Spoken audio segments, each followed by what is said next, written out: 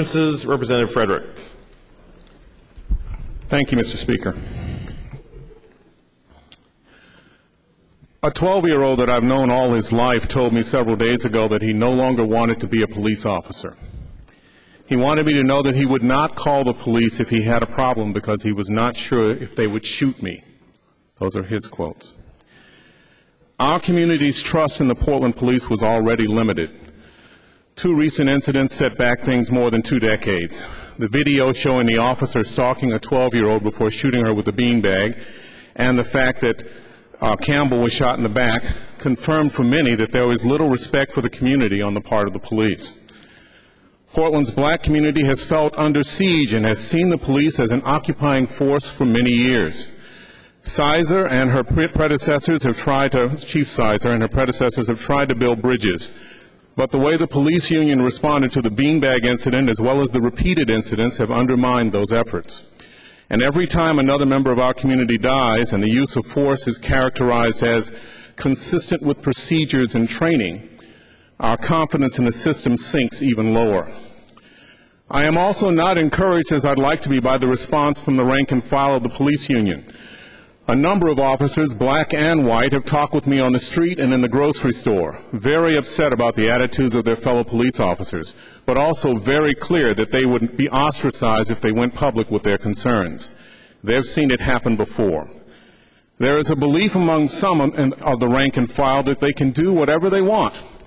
While we all acknowledge the incredible stress and the dangerous nature of police work, there is clearly a need to rein in the cowboys and get rid of the cowboy attitude. We are not just worried about the actions of the police officers, we're also worried about their training and motivation. Us versus them is an orientation in their training, and I understand why and why it works. But I also understand that it sets up whole groups of folks as them. And them includes anyone with darker skin who's not wearing a blue uniform.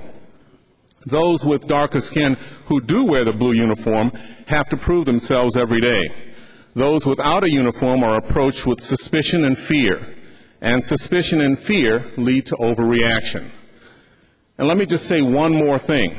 I realize that the day-to-day interactions of community policing are not very interesting to many journalists, but the constant drumbeat of outrageous attacks and violent actions in news and drama series do not help.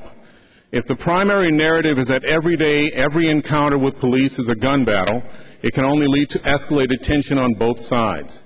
It gets past the idea of being prepared for the worst and moves towards the idea that the worst is normal. That feeds on itself. It means that any encounter with a non-police person is seen as a threat, and any encounter with a police officer by a citizen is seen as a potential disaster. Representative Frederick, unfortunately your time has expired and yields Thank you very much. Yields are not allowed under remonstrances. Thank you very much. Representative Kotek. Thank you, Mr. Speaker. I'll continue where the good representative left off. Last night, about 1,200 individuals in Portland memorialized the life of Aaron Campbell at Maranatha Church in Northeast Portland. We were on the floor last night, so those of us in the chamber who wanted to be there could not. I wanted to express on behalf of the chamber condolences to Aaron Campbell's family, particularly his mother Marva, who lost 2 sons on January 29th. I think many of us are familiar with the details by now. They've been heavily covered in the paper and hopefully will continue to be heavily covered. While the grand jury did not indict the police officer, they were very concerned about the details that came out in the course of the grand jury discussion, the lack of communication, perhaps training that is inappropriate and leads to situations that should never happen, an unarmed individual being shot in the back on a welfare check.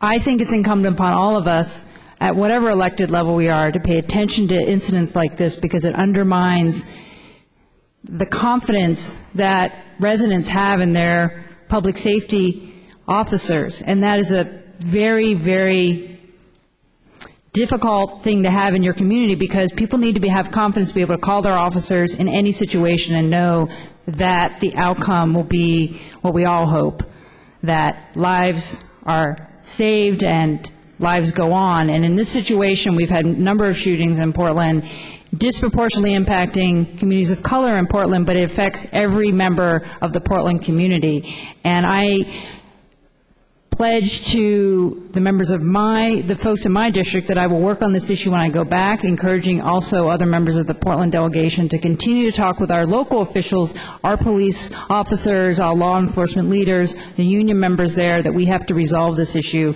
because we have a serious crisis of confidence in Portland around how our officers are acting in the community. Thank you very much.